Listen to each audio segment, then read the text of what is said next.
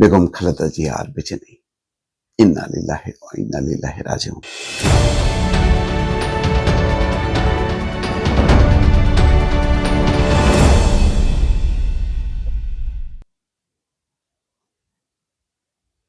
দর্শক, গভীর শোক এবং দুঃখের সঙ্গে আজকের দিনের শুরুতে যে কথাটা জানতে চাই, বেগম খালেদা জিয়া আর বেঁচে নেই। ইন্না লিল্লাহি ওয়া ইন্না ইলাইহি রাজিউন। আজ ভোর 6টার দিকে এভার কেয়ার হসপিটালে তিনি ইন্তেকাল করেছেন। শেষ সময় তিনি যখন মারা যান, তারেক রহমান সহ তার পরিবারের সদস্যরা ছিলেন।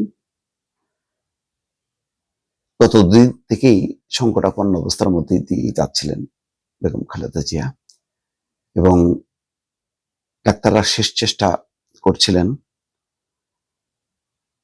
দুদিনই বলা হয়েছে অত্যন্ত সংকটাপন্ন অবস্থার মধ্যে আছেন। গতকালকে গভীর রাতেও সেই কথা বলা হয়েছে। 1 মাসেরও বেশি সময় ধরে তিনি এভার কেয়ার হসপিটালে আছেন, কিন্তু তার শারীরিক অবস্থার তেমন কোনো উন্নতি নেই। মাঝে মধ্যে একটু উন্নত হচ্ছে, আবার পর মুহূর্তে সেটি অবনতির দিকে যাচ্ছে। এই অবস্থায় চলছিল। এই সংকটাপন্ন অবস্থার মধ্যেই একেবারে শেষ প্রান্তেই তারেক রহমান দেশে ফেরেন, এবং তিনি প্রথমে এভার কেয়ার হসপিটালে না যেয়ে জনতাকে বলেছেন কেন তিনি আগে এসছেন। কারণ বেগম খালেদা জিয়া ভালোবাসতেন দেশের মানুষকে, সেই মানুষের কাছেই প্রথমে গেছেন তারেক রহমান। তারপর মায়ের কাছে এসছেন, তারপরে নানা ব্যস্ততার মাঝেও প্রতি রাতে রাতে তিনি গেছেন।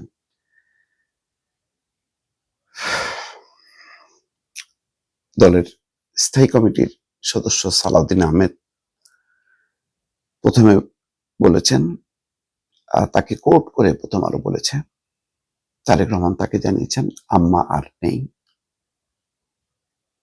তিনি আরো জানিয়েছেন আগামীকাল বুধবার মানিক মিয়া এভিনিউতে বেগম খালেদা জিয়ার জানাজা হতে পারে। 3বারের প্রধানমন্ত্রী, আপসহীন নেত্রী হিসেবে যার উপাধি, তার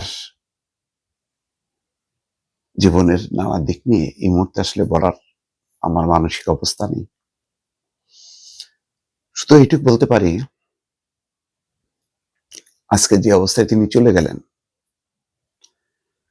আরো হয়তো ভালো অবস্থায় তিনি যেতে পারতেন, আরো কিছুদিন বেঁচে থাকতেন। কিন্তু আপনারা জানেন যে শেষ সময় অনেক বয়সের ভারে আক্রান্ত, তখন তাকে কারারুদ্ধ করা হয়, কারাদণ্ড দেওয়া হয় মিথ্যা মামলায়। কারাগারে তিনি অসুস্থ হন। তারপর বিপদ বুঝতে পেরে শেখ হাসিনা সরকার তাকে বাসায় গৃহবন্দী করেন, কিন্তু বিদেশে চিকিৎসার জন্য তার পরিবারের পক্ষ থেকে, দলের পক্ষ থেকে দফায় দফায় আবেদন নিবেদন জানানো হয়েছে। এমন এই তারপরও টলেনি, শেখ হাসিনার মন টলেনি, বরং লন্ডনে দলীয় এক কর্মী সভায় তিনি বলেছেন, প্রতিদিন তো শুনি মরে মরে, মরে তো না, বয়স তো কম হলো না। এইরকম নির্মম উক্তিও জাতি শুনেছে।